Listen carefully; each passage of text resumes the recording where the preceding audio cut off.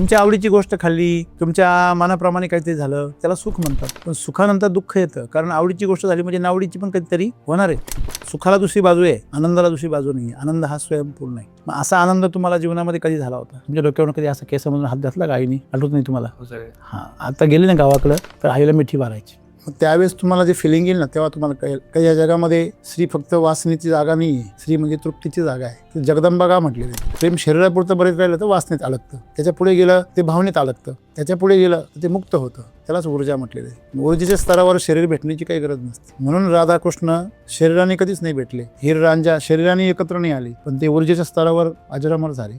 आज कृष्णापेक्षा राधेचं जास्त नाव घेतलं जातं. आपण हॅलो म्हणतो, आपण ज्यांनी मोबाईलचा शोध लावला त्याच्या बायकोचं, त्याच्या प्रेयसीचं दररोज नाव घेतो. असं काहीतरी करावं माणसाने. काही कमवायचं नाही आपल्याला, जगायचं हेच ध्येय. पण लोक कमवायच्या मागे लागतात, म्हणून तो प्रॉब्लेम आहे. कमवायचं काहीच नाहीये, हे जीवन सुंदर करायचंय फक्त, बस. बरोबर आहे ना? हेच जीवनाचं काय आहे? ध्येय. जगणे हेच ध्येय. माणूस नेमकी तेच करत नाही. जीवन म्हणजे आज तुम्ही जे लोकांमध्ये जाता येता, तुम्ही उठता, तुम्हाला लोक नमस्कार करतात, ते तुमच्या जीवनाला नमस्कार करतात. तुमच्या आतमध्ये जो जिवंतपणा आहे, त्या जिवंतपणाला जीवन असं नाव आहे. जीवन कशाचं नाव आहे? तुमच्या आतमध्ये जो जिवंतपणा आहे. आज तुम्ही जे तुमचं जीवन प्रभावित का वाटलं? तुमचा आवाज स्पष्ट, कडक, प्रभावी वाटला. जीवनाचा हा एक पैलू आहे. तुमचं चालणं प्रभावी आहे, तुमचं बोलणं प्रभावी आहे. हेच जीवन आहे ना. जीवन म्हणजे तुम्ही जिवंत आहे, कुठल्या घरात आहे, तुमचा बॅकग्राऊंड काय, तुमच्या प्रॉपर्टी काय, हे जीवन नाही. लोक तिथं जीवन शोधतात, म्हणून तर समस्या आहे. ते नसावं का? ते खूप असावं, परंतु त्याच्यामुळे तुम्ही डल नसावं. आपल्या काय आहे, मग कसं काय गरज आहे? ही वृत्ती तुम्हाला कमकुवत करते. तुमचं स्वतःचं जीवन कमकुवत आहे, तुमच्याकडे साजू सामान भरपूर आहे, दरिद्री आहात. जर लक्ष असेल तर योग आहे, दुर्लक्ष असेल तर भोग आहे. म्हणजे काय? भोग आहे म्हणजे सक्तीने भोगावं लागणार आहे. सर्व वनस्पती शांत आहे एकदम.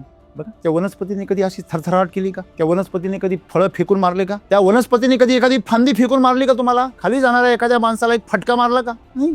वनस्पती कुठलीही प्रतिक्रिया करत नाही. ती खाऊन पिऊन शांत आहे. तिला जर अमृत भेटलं तर ती अमृत तयार करणार, विष भेटलं तर मरून जाणार, पण ती तक्रार करत नाही, गुपचूप मरून जाणार. तुम्ही शेती करताना त्या झाडांचं, त्या लेकरांचं पालन पोषण करण्याची जबाबदारी जर घेतली तुम्ही, तर ते तुमच्या जीवनामध्ये तुमचं नाव रोशनच करणार आहे. म्हणजे झाडं असू नये तर लेकरं असू. मग त्यांच्या पोषणाची तयारी ठेवून नियोजनबद्ध त्या प्रकारे काय निर्मिती केली पाहिजे. मग ते काय देवाचं देणं आहे असं म्हणून काही पण नाही करायचं. म्हणजे आपण एक लक्षात ठेवलं पाहिजे की तुम्ही जेव्हा झाडं लावता किंवा मुलांना जन्म घालतात, तेव्हा तुमच्याकडे नियोजन असलं पाहिजे. तुम्ही त्यांच्यावर चांगले संस्कार करू शकले पाहिजे, त्यांचं चांगलं पालन पोषण करू शकले पाहिजे, त्यांचा खर्च उचलू शकले पाहिजे, पेलू शकले पाहिजे, त्यांना एक दर्जेदार जीवन देऊ शकले पाहिजे, तरच तुम्हाला त्यांना जन्म घालण्याचा अधिकार आहे. हे ज्या दिवशी माणसाला कळेल, त्या दिवसानंतर बऱ्याच अंशी भ्रष्टाचार कमी होईल, रोगराई कमी होईल, हे जे गुन्हे आहेत ते कमी होतील, आणि जी अशांती आहे, हिंसा आहे ती कमी होईल. ज्याचं लहानपण आनंदामध्ये गेलं, सुखात गेलं, ते दुसऱ्याला दुःख देत नाही. ज्याचं लहानपण दुःखामध्ये गेलं, ते त्याचा बदला घेतल्याशिवाय राहत नाही. मी नेहमी सांगतो, जेव्हा तुम्हाला खोकला येतो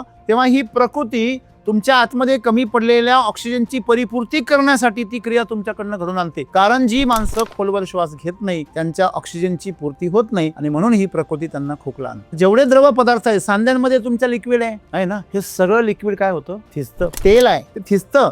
ते थिजल्यामुळे, ते घट्ट झाल्यामुळे तुमच्या हालचाली काय होता?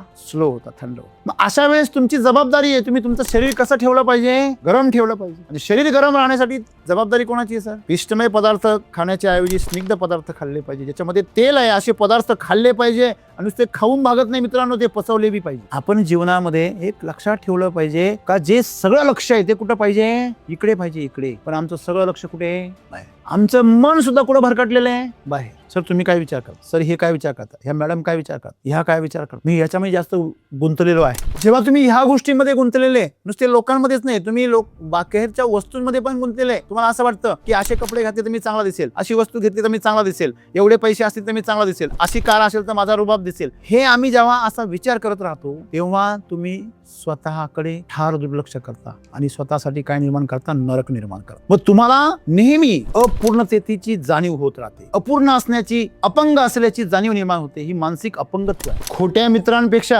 खरा शत्रू कधी पण चांगला. तुमच्याकडे खरे शत्रू जर असतील आणि एकही मित्र नसेल तर तुम्ही प्रगतीच कराल, हे लक्षात. पण तुमच्याकडे जर खोटा मित्र असेल, खोटे मित्र म्हणजे काय? ते तुमच्या तोंडावर तुम्हाला खूप चांगले म्हणतात, तुमच्या चुकांवर पांघरून घालता, तुमच्या मूर्खपणाला शहाणपणा समजता, ज्या गोष्टीची तुम्हाला लाज वाटायला पाहिजे त्या गोष्टीचं तुमचं कौतुक करता. असे जे तुमचे भाट आहेत ना, प्रशंसक, हे तुमचे सर्वात मोठे शत्रू आहे. आपल्या उणिवांची जाणीव होणं म्हणजे आपण आपल्या जीवनामध्ये प्रगतीकडे जाणं आहे. तुम्हाला जर कळलंच नाही, तुम्ही चुकीच्या ठिकाणी बसलेले आहे, चुकीच्या प्रकारे बसलेले, तर तुम्ही ते दुरुस्त करण्याचा प्रयत्न कधी करणारच नाही. बरोबर आहे. म्हणून आपल्या अवतीभोवती आपल्या परिचयाचे लोक जर असतील तर तुमचा विकास खुंटतो. ज्या टोचणाऱ्या भावना आहेत त्या टोचणाऱ्या विचार आणि भावना दाबून टाकण्यासाठी आणि त्यांच्यापासून कनेक्शन कट करण्यासाठी आपण तेवढ्या काळात रिलीफ आराम मिळावा म्हणून दारूचा वापर करतो. जे श्रम करणारे लोक आहे त्यांना शरीराच्या वेदना जो असतात, त्रास असतो इंद्रियांचा, हातांचा, पायांचा, स्नायूंचा, तो शीनभाग त्यांना घालवायचा असतो म्हणून ते दारू पितात. ते त्याच्याबरोबर कनेक्शन कट करतात, शरीराबरोबर मेंदूचं कनेक्शन करतात. ते पेन किलर म्हणून दारूचा वापर करतात. श्रमिक लोक पेन किलर म्हणून शरीरासाठी दारूचा वापर करतात आणि बौद्धिक लोक मेंदूचं कनेक्शन तोडून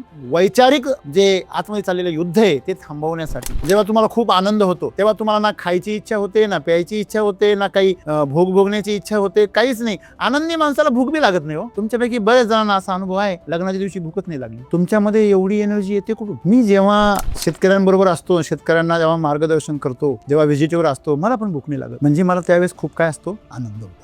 असा तुमचा आनंद कशात आहे? तुम्ही कधी शोधला का? नाही शोधला ना, तुम्ही योगात जा, तो आनंद तुम्हाला सापडेल. एखाद्याला शेती करायला आवडते, जेव्हा तो शेतामध्ये जातो, जेव्हा तो शेतीमध्ये पाणी भरतो, खत टाकतो, जेव्हा तो सारे ओढतो, जेव्हा तो शेतीमध्ये काम, मी जेव्हा शेतीमध्ये काम करायचो ना, माझं ध्यान लागायचो, मस्त गाणी लावून द्यायचो. टेप रेकॉर्डर असायचे, टेप रेकॉर्डर बाहेर एक स्पीकर काढायचा, गाणी लावून द्यायचे आणि ते दनादन काम करायचो. मी कामामध्ये रमून जायचो, कित्येक तासन तास काम करायचो शेतामध्ये. मला काही थकवा यायचं, मला भूक लागायची नाही. मी मुलांना जर शिकवायला लागलो तर घंटा वाजली याचं मध्ये कधी भान राहायचं ना, मला राहायचं ना माझ्या पोरांना राहायचं.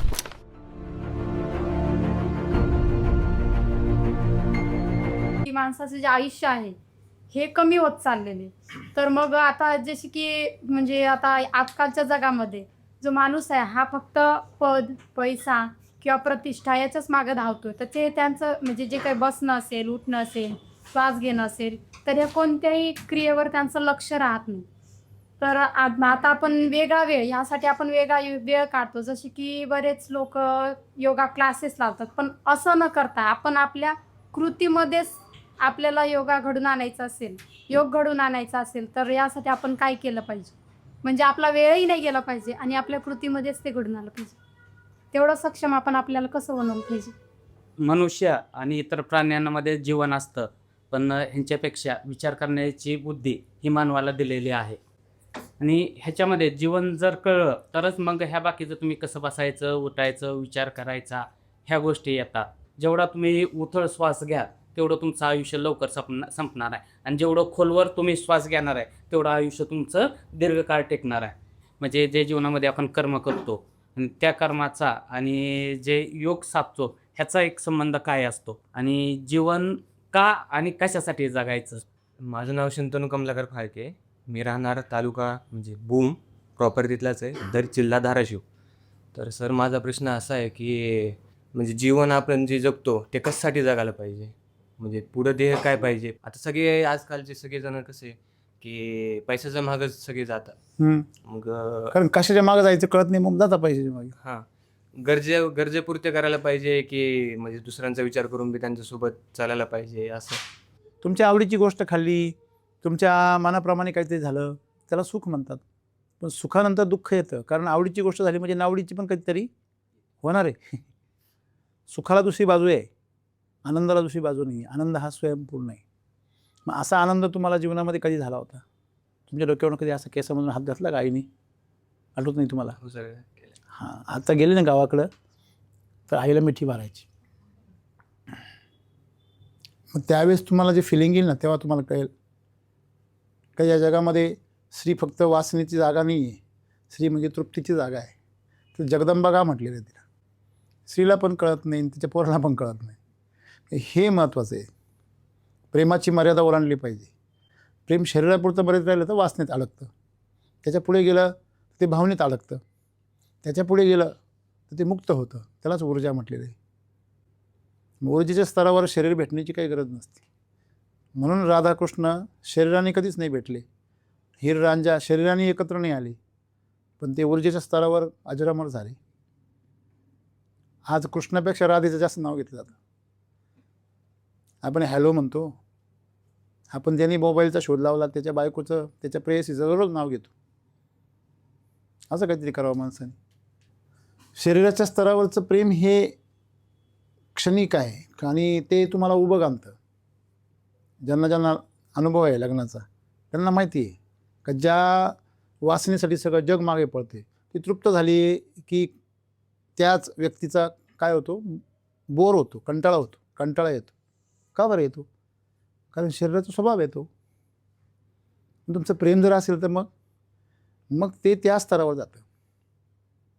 लक्ष्मी शरीर एक माध्यम आहे फक्त, हेच आम्हाला कळत नाही. आणि म्हणून आपण शरीराच्या पुढे गेलं तर तुम्हाला जीवनाचा खरा अनुभव कळतो. मग तेच सद्गुरू सांगताय आज आम्हाला. कारण तुम्ही शरीर व्यवस्थित केलं तर पुढचा मार्ग सापडेल ना. नाही, चुकण्याचा चुकणे म्हणजे शिकण्याची पहिली पायरी आहे. मी तुम्हाला पहिल्या पायरीवर जायचंच नाही तर मग घ्या तोंड फोडून असे. मग तोंड फोडणारे तेच आहेत, तोंड लपवणारे पण तेच आहेत, ज्याला पहिली पायरी नको आहे. तुम्ही जन्माला आलेल्या वासाची पण नखं कापता की नाही त्याचे, तिथे तसेच ठेवले ते किती विकृत दिसतं. ते काही कमवायचं नाही आपल्याला, जगायचं आहे, हेच ध्येय. पण लोक कमवायच्या मागे लागतात, म्हणून तो प्रॉब्लेम आहे. कमवायचं काहीच नाही आहे, हे जीवन सुंदर करायचं आहे फक्त, बस. बरोबर आहे ना. हेच जीवनाचं काय आहे, ध्येय. जगणे हेच ध्येय आहे. माणूस नेमकी तेच करत नाही. ओके, मग त्याच्यासाठीच कसं जगावं यासाठी आजचा संदेश आहे. सद्गुरू म्हणतात कसे बसायचे, कसे उभे राहायचे, कसा श्वास घ्यायचा, प्रत्येक गोष्टी कशी करायची, तुमचे हृदय कसे धडकले पाहिजे, तुमच्या जीवन कसे संपादित झाले पाहिजे, हा सर्व गोष्टी सर्वच करतात. याच्यामध्ये म्हणजे हे कॉमन गोष्ट आहे. प्रत्येक मनुष्य कसा बसतो, कसा श्वास घेतो, कसा वागतो लोकांसोबत, याच्यामध्ये नवीन काही नाही.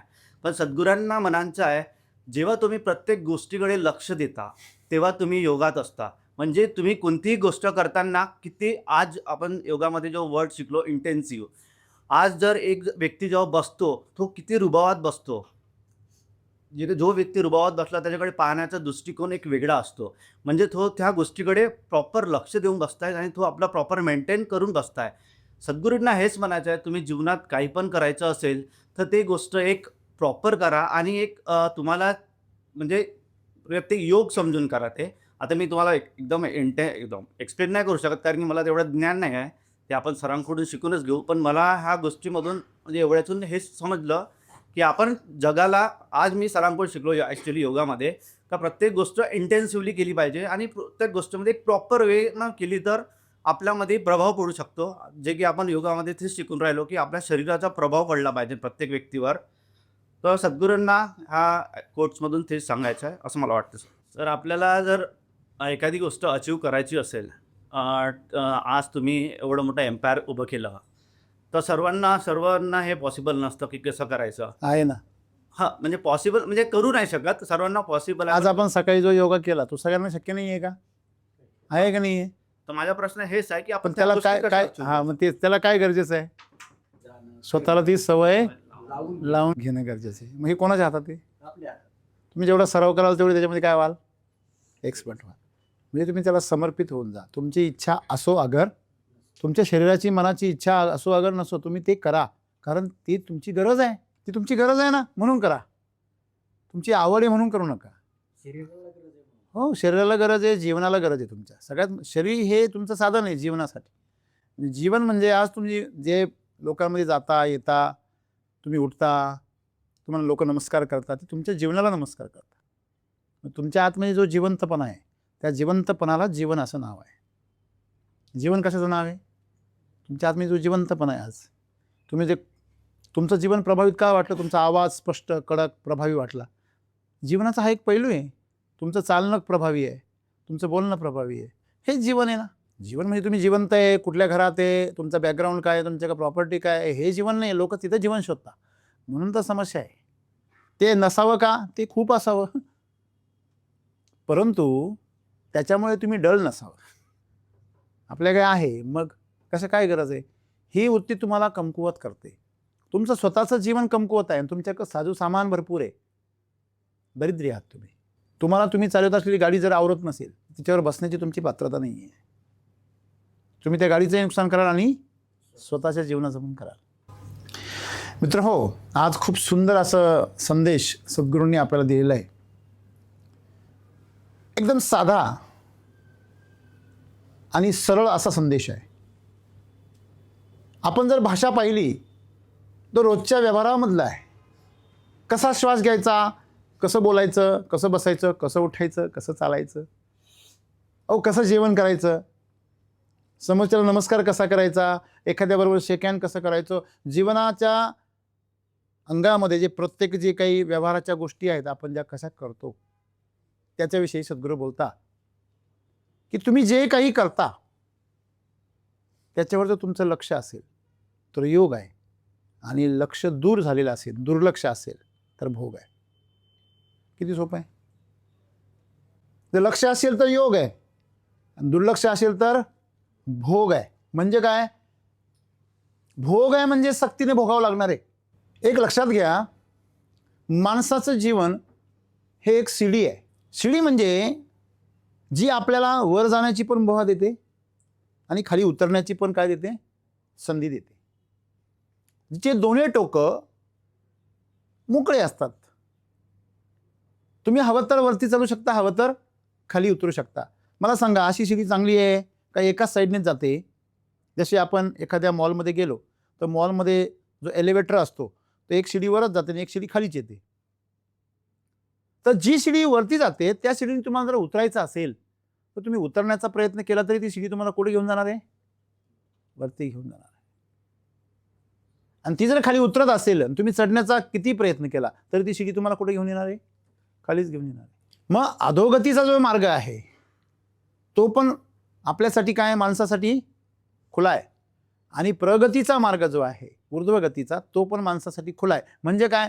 माणूस देव बी होऊ शकतो, ईश्वर बी होऊ शकतो, माणूस राक्षस आणि पशु बी होऊ शकतो. हे स्वातंत्र्य आहे माणसाला.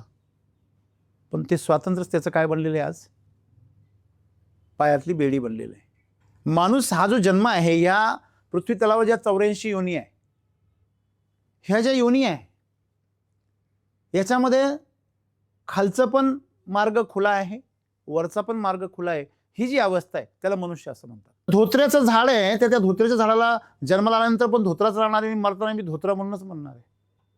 गुलाबाचं झाड आहे, छान आहे, सगळ्यांना आवडतं, धोत्रा कोणालाच आवडत नाही.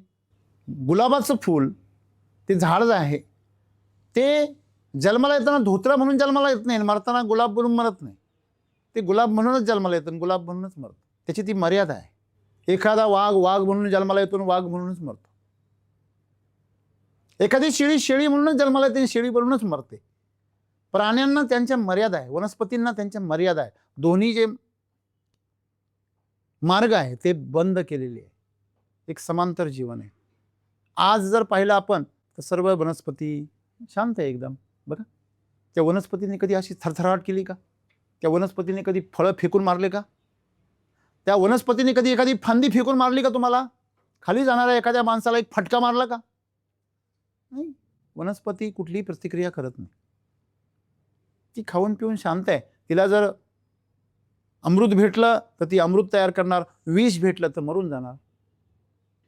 पण ती तक्रार करत नाही, गुपचूप मरून जाते. आज शेतकरी शेती करता, जोपर्यंत मातीमध्ये कस होता तोपर्यंत त्या मातीने काय पिकवलं? सोनं पिकवलं. मातीचा कस संपला, आता मातीमधून विष पिकतंय. आणि आपण रोज बघतोय की शेतकरी ओरडतोय की आमचा कोणी वाली नाही आहे, शेतीचं काही खरं नाही आहे. तुम्ही जर विष खाऊ घालता आणि तुम्ही त्या झाडाने जगावं अशी अपेक्षा करता, हा किती मूर्खपणा आहे. हे झाड जे आहे त्याला काही कळत नाही. बरेच गरीब शेतकरी असं म्हणता की सर माझी ऐपत नाही आहे, तुमच्या डाळिंबाच्या संत्र्याच्या बागेला दुसरा बेसल डोस तिसरा बेसल डोस टाकण्याची माझी ऐपत नाही आहे. हॅलो, पण जेव्हा ते झाड पैसे देतं तेव्हा घेण्याची ऐपत आहे. तुझी ऐपत नाही आहे मग तू झाडं का लावतो एवढे? नवरा बायकोचं पोट भरण्याची ऐपत नाही आहे, 2-2, 3-3 कार्टे तयार करून ठेवतो. हा नाही, ते देवाचं देणं आहे ना. देव म्हणतो का 2-2, 3-3 का? हा, तुमची हौस मोस म्हणून तुम्ही हा, हौस कांदे खाते हो. कांदे तर खाणार म्हणून वांदे होत.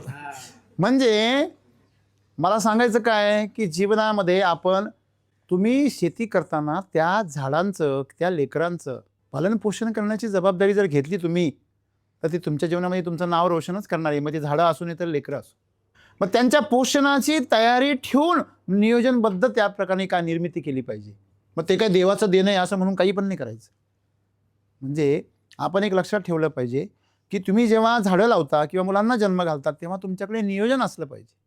तुम्ही त्यांच्यावर चांगले संस्कार करू शकले पाहिजे, त्यांचं चांगलं पालन पोषण करू शकले पाहिजे, त्यांचा खर्च उचलू शकले पाहिजे, पेलू शकले पाहिजे, त्यांना एक दर्जेदार जीवन देऊ शकले पाहिजे, तरच तुम्हाला त्यांना जन्म घालण्याचा अधिकार आहे. हे ज्या दिवशी माणसाला कळेल त्या दिवसानंतर बऱ्याच अंशी भ्रष्टाचार कमी होईल, रोगराई कमी होईल, हे जे गुन्हे आहेत ते कमी होतील आणि जी अशांती आहे, हिंसा आहे ती कमी होईल. ज्याचं लहानपण आनंदामध्ये गेलं, सुखात गेलं, ते दुसऱ्याला दुःख देत नाही. ज्याचं लहानपण दुःखामध्ये गेलं ते त्याचा बदला घेतल्याशिवाय राहत नाही. बदला घेण्याची पद्धत वेगवेगळी असेल. म्हणजे वनस्पतींवर आपण चर्चा करतो की जेव्हा तुम्ही झाडं लावता तेव्हा तुम्ही 1000 लावण्याच्या ऐवजी तुमची नाही आहे ऐपत, तुम्ही 10च लावा ना. तुम्ही 2 लाख खर्च करू शकत नाही, पण तुम्ही 2000 तर खर्च करू शकता ना. मग त्या 2 झाडांचं उत्पन्न काढा. तुम्हाला एका वर्षात लखपती व्हायचं आहे. तुम्हाला ती जी प्रक्रिया आहे तपश्चर्याची, साधनेची, ती पूर्ण करायची नाही आहे. तुम्ही उत्पन्नाच्या बाबतीमध्ये तुलना करता, पोषणाच्या बाबतीमध्ये आणि मेहनतीच्या बाबतीत सुद्धा काय केली पाहिजे, ज्ञानाच्या बाबतीत सुद्धा काय केली पाहिजे, तुलना केली पाहिजे. नुसती मेहनत करून बी चालत नाही. गधा मेहनत करून काय उपयोग आहे. आम्ही एवढे कष्ट करतो, कष्टांना किंमत नाही आहे, ती योग्य दिशेने होत आहेत का, ते ज्ञान महत्त्वाचं आहे. तो योग्य नियोजन महत्त्वाचं आहे. आणि म्हणून सद्गुरू आम्हाला आज काय सांगताय की तुमचं जे जीवन आहे ते तुम्ही कसं व्यतीत करता, त्या जीवनावर तुमचं लक्ष आहे का. सामान्य शेतकऱ्याचा स्वभाव आहे, ज्या मालाला बाजार आहे त्याच मालाकडे लक्ष देतो. त्याची समस्या अशी होते की बाजार असल्यावर लक्ष दिल्यामुळे सगळ्यांचं लक्ष तिकडेच जातं आणि सगळ्यांचं लक्ष दिल्यामुळे त्याचंच उत्पादन होतं आणि जेव्हा माल बाजारात येतो तेव्हा काहीच बाजार भेटत नाही. लक्ष झालं. म्हणजे मी जे नेहमी सांगतो, जिथं कमी तिथं आम्ही पाहिजे, जिथं कमी पडतंय तिथं आम्ही गेलो पाहिजे, तिथं ती कमी भरून काढली पाहिजे. आज मातीमध्ये पोषणाची गरज आहे, आपण केली पाहिजे. तुम्ही जर त्या पिकाची, त्या झाडाची जर तृप्ती केली ती तुमचं तृप्ती करेल की नाही, करणार. पण तुम्ही सांगता आमची ऐपत नाही. मग ऐपत नाही तर लावली का. बरोबर आहे ना. प्रत्येकाला श्रीमंत होण्याचा अधिकार आहे, परंतु त्यांनी आपलं कर्तृत्व पण केलं पाहिजे सर, जबाबदारी पण केली पाहिजे, तर तुम्हाला ते अधिकार बजावण्याचा नक्कीच काय ठिकाणी संधी मिळेल. मग सद्गुरू आम्हाला असं सांगता की जीवनामध्ये माणूस जेव्हा जगतो तेव्हा साध्या साध्या गोष्टींपासून त्यांनी सुरुवात केली. कसं तुम्ही श्वास घेता, कसं बसता, कसं चालता, कसं बोलता. आपण श्वास कसा घेतो या विषयावर खूप बोलणं झालं आपलं. ते जर आपल्याला कळत असतं तर आपल्याला प्राणायाम शिकण्याची काय गरज होती. पतंजलींना काय गरज होती एवढं पतंजली सूत्र लिहिण्याची. प्राणाचा आयाम म्हणजे प्राणाचा व्यायाम किती सुंदर गोष्ट आहे पहा. तो करण्याची संधी आम्हाला काय मिळते, कारण आम्हाला प्राणाबरोबर कशा प्रकारे त्याला हाताळावं हे आम्हाला कळत नाही. मी नेहमी सांगतो, जेव्हा तुम्हाला खोकला येतो तेव्हा ही प्रकृती तुमच्या आतमध्ये कमी पडलेल्या ऑक्सिजनची परिपूर्ती करण्यासाठी ती क्रिया तुमच्याकडनं घडून आणते. कारण जी माणसं खोलवर श्वास घेत नाही त्यांच्या ऑक्सिजनची पूर्ती होत नाही आणि म्हणून ही प्रकृती त्यांना खोकला आणते. कफ जो असतो तो कफ का तयार होतो, थंडीमध्येच का बरं खोकला येतो, साधं विज्ञान आहे सर. तुमच्या घरामध्ये असलेलं खोबऱ्याचं तेल असेल किंवा डालडा असेल किंवा जे काय असेल, जे वितळणारे पदार्थ आहेत ते थंडीमध्ये काय होतात, थिजतात. ते पण गारठतात तुमच्यासारखे. तुम्ही कसे थिजता तसे ते पण थिजता. तुमच्या शरीरामध्ये पण चरबी आहे, ती पण थिजते. बघा, थंडीच्या दिवसामध्ये अंग वाकत नाही, सरळ होत नाही, असं आखडतं अंग. तुमच्या सांध्यांमध्ये लिक्विड आहे, तुमच्या मेंदूमध्ये लिक्विड आहे बॅलन्ससाठी. माहिती का तुम्हाला, मेंदूच्या अवतीभोवती एक तरल पदार्थ आहे कवटीच्या आतमध्ये, जो तुम्हाला संतुलन देण्यासाठी काय आहे, गरजेचा आहे. जो तुमच्या मेंदूचा आतमध्ये आघातापासून काय करतो, संरक्षण करतो. तो द्रव पदार्थ, जेवढे द्रव पदार्थ आहे सांध्यांमध्ये तुमच्या लिक्विड आहे ना, हे सगळं लिक्विड काय होतं, थिजतं. तेल आहे ते थिजतं आणि ते थिजल्यामुळे, ते घट्ट झाल्यामुळे तुमच्या हालचाली काय होता, स्लो होता, थंड होता. मग अशा वेळेस तुमची जबाबदारी आहे, तुम्ही तुमचं शरीर कसं ठेवलं पाहिजे, गरम ठेवलं पाहिजे. आणि शरीर गरम राहण्यासाठी जबाबदारी कोणाची आहे सर, हां, पिष्टमय पदार्थ खाण्याच्या ऐवजी स्निग्ध पदार्थ खाल्ले पाहिजे, ज्याच्यामध्ये तेल आहे असे पदार्थ खाल्ले पाहिजे. आणि नुसते खाऊन भागत नाही मित्रांनो, ते पचवले बी पाहिजे. म्हाताऱ्या माणसाच्या तोंडामध्ये हरभरे टाकले तर काय होईल? त्याने भिजून मोड येतील भारतात. तुमची जर ती अवस्था असेल तर तुम्हाला म्हातारपण आलेलं आहे तुमच्या शरीराला, बरोबर आहे ना? म्हणजे तुम्ही या ऋतूमध्ये शरीराला जेवढं गरम ठेवाल आतमधून, त्याला जेवढं एक्सरसाइज त्याच्याकडनं कराल, जेवढी त्याच्याकडनं हालचाल करून घ्याल, तेवढं ते गरम राहील. मग तुम्ही सांगता हालचाल करण्यासाठी मला दम लागतो, मग तेवढं इंधन टाक, त्याच्या सीसी वाढव, बरोबर आहे ना? तुमच्या शरीराचं सीसी वाढवता येतं. एखादी गाडी आहे ती 100 सीसीची आहे, ती त्याच स्पीडमध्ये चालणार, तिचं आयुष्य बदलू शकत नाही. पण तुम्ही तुमच्या शरीराचं भविष्य बदलू शकता, तुम्ही तुमच्या शरीराची क्षमता वाढवू शकता. म्हणजे आपण आपल्या शरीरावर काम केलं पाहिजे, मग त्याला तेवढं एक्सरसाइज दिली पाहिजे, सीमा ओलांडल्या पाहिजे, तेवढ्या तीव्रतेने आपण त्याच्यावर मागे लागलो पाहिजे. पण आपण जपतो. काहींना तर असं वाटतं वाकवलं तर मोडतं का काय? हातपाय तुम्ही बघा, व्यायाम करताना ते असं जपतात, एका विशिष्ट मर्यादेच्या पुढे वाकवत नाही हातपाय किंवा पाठ किंवा कंबर किंवा असं नाही वाकवत. का? त्यांना वाटतं मोडून गेलं. मग त्यांना या शरीराची क्षमताच माहीत नाही. कळलं?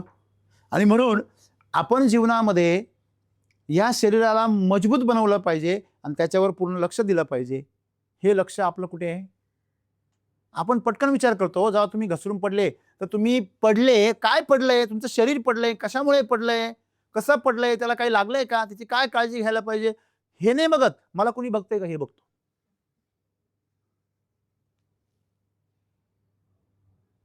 तुम्ही जर एखादा डान्स करत असाल, एखादी मनसोक्त गोष्ट करत असाल, एकटे असताना तुम्ही जे काही अभिव्यक्ती करण्याचा प्रयत्न करता, तेव्हा आपण कानोसा घेतो, कोणी बघतंय का, कोणी ऐकतंय का? का? तुम्हाला असं का वाटतं तुम्ही जगाच्या पेक्षा वेगळा प्राणी आहे, तुमच्याकडे जे आहे ते जगाकडे नाही आहे, असं तुम्हाला दाखवायचं आहे का? म्हणजे आपण जीवनामध्ये एक लक्षात ठेवलं पाहिजे का जे सगळं लक्ष आहे ते कुठं पाहिजे? इकडे पाहिजे, इकडे.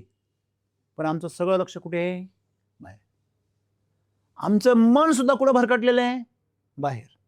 सर तुम्ही काय विचार करता? सर हे काय विचार करता? ह्या मॅडम काय विचार करता? ह्या काय विचार करता? मी ह्याच्यामध्ये जास्त गुंतलेलो आहे. जेव्हा तुम्ही ह्या गोष्टींमध्ये गुंतलेले, नुसते लोकांमध्येच नाही, तुम्ही बाहेरच्या वस्तूंमध्ये पण गुंतलेले, तुम्हाला असं वाटतं की असे कपडे घातले तर मी चांगला दिसेल, अशी वस्तू घेतली तर मी चांगला दिसेल, एवढे पैसे असतील तर मी चांगला दिसेल, अशी कार असेल तर माझा रुबाब दिसेल. हे आम्ही जेव्हा असा विचार करत राहतो तेव्हा तुम्ही स्वतःकडे ठार दुर्लक्ष करता आणि स्वतःसाठी काय निर्माण करता? नरक निर्माण करता. मग तुम्हाला नेहमी अपूर्णतेची जाणीव होत राहते, अपूर्ण असण्याची, अपंग असल्याची जाणीव निर्माण होते. ही मानसिक अपंगत्व आहे. शरीरा तुम्हाला परमेश्वराने संपूर्ण पाठवलेलं आहे, अर्धवट पाठवलेलं नाही आहे, हे आपण लक्षात घ्या. मग सद्गुरू आम्हाला सांगताय तुम्ही कसे बसता. कबीर महाराज म्हणतात, ऐसी जगह बैठ कोई न कहे उठ, और ऐसी वाणी बोल कोई न कहे झूठ. हो, सत्य बोला ना, खरं बोला. हां, त्रास होतो,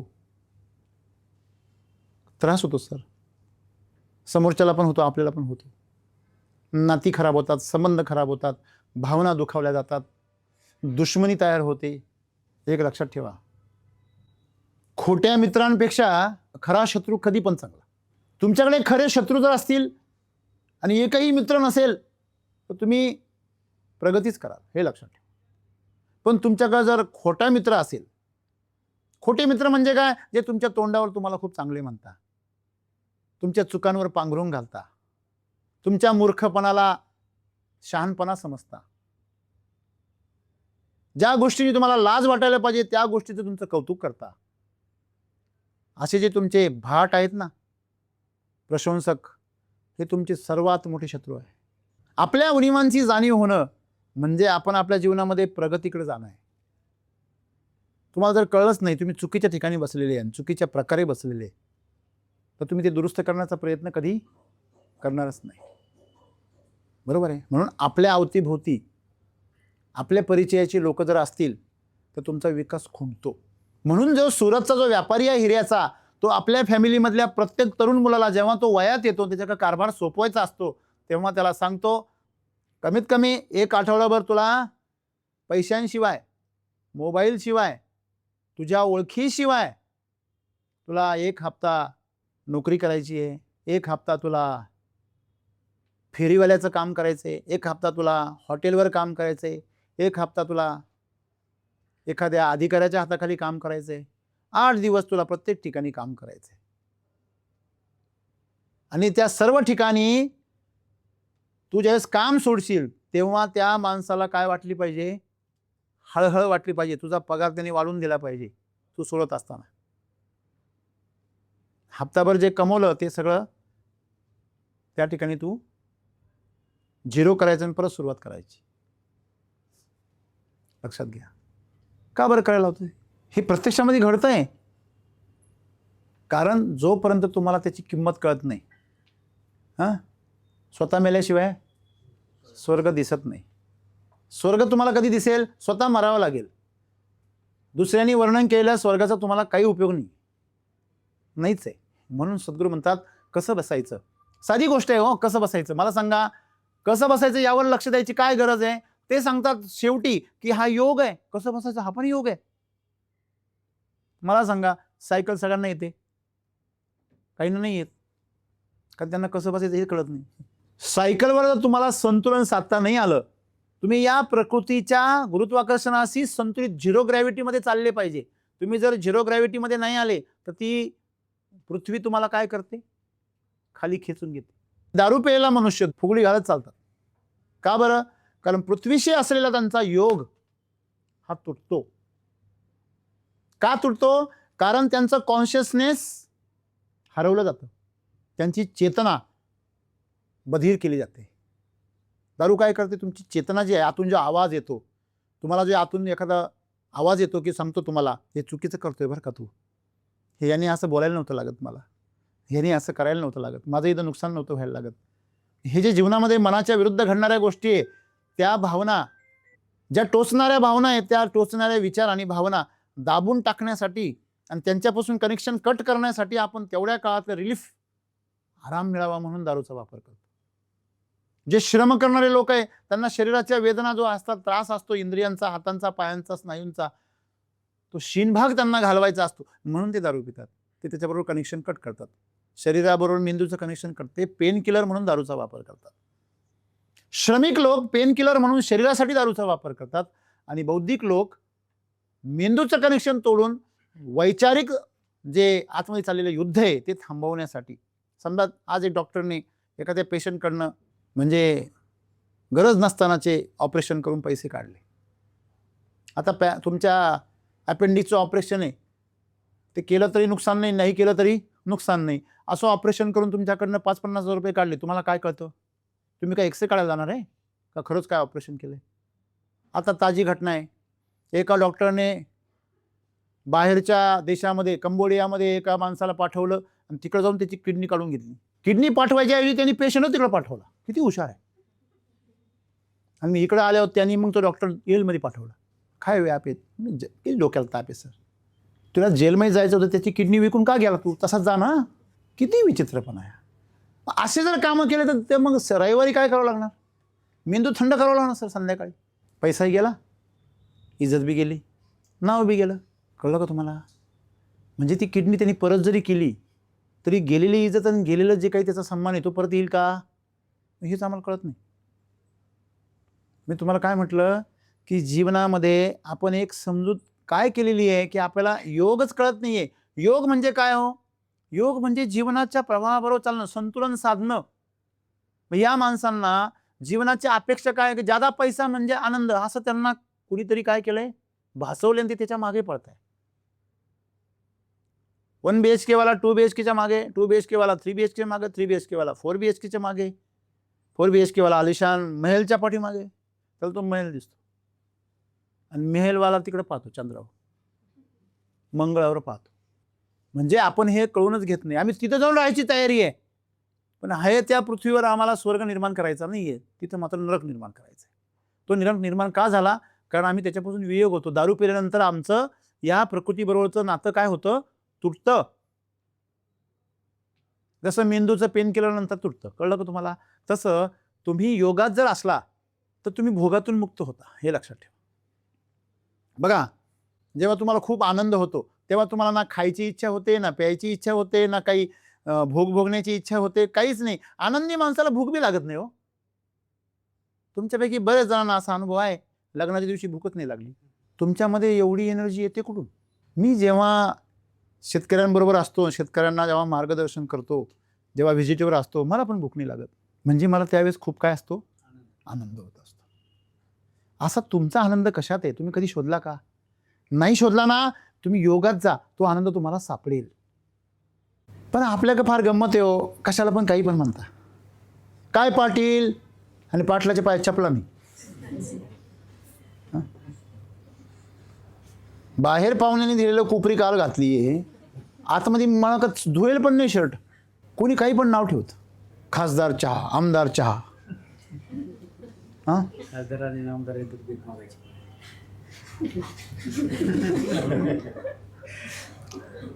काय आहे? खासदाराची गाडी देऊन जात असेल तर कधी डुकून पण पाहत नाही त्याच्याकडे, पण नाव काय? खासदार चहा. म्हणजे त्याचं असं सांगणं आहे की आमचा चहा पिला की तुम्ही काय होता?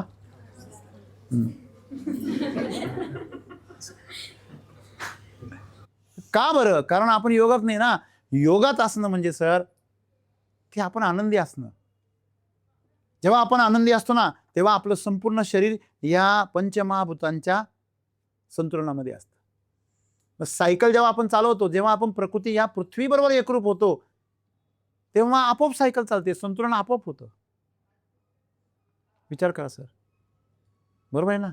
आणि मग हे संतुलन जे आहे ते आणखीन पुढच्या स्तरावर नेऊन आपण नेहमी या पंचमहाभूतांच्या बरोबर कनेक्टेड पाहिजे. मग ते कसे असतो? जेव्हा आपण शरीर आणि मन या दोघांचा भान विसरतो. मग तुम्ही तुमच्या डोक्यामधले विचार शांत कधी होता? जेव्हा तुमच्या आवडीची गोष्ट तुम्ही करता. बरोबर आहे का नाही आहे?